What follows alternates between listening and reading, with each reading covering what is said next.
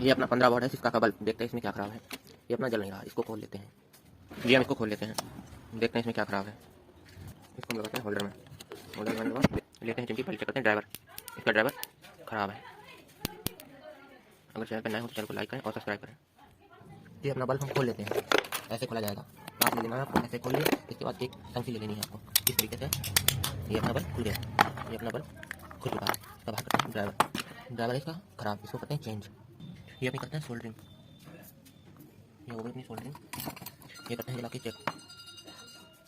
ये अपना जल रहा है, इसको लगाते हैं बॉडी में। ये अपनी बॉडी में लगा देते हैं, अपनी बॉडी में लग गई। इसमें करते हैं सोल्डरिंग, ये करते हैं अपनी सोल्डरिंग। ये हो गई अपनी सोल्डरिंग, इसको करते हैं जला के चेक। ये अपना जल रहा है।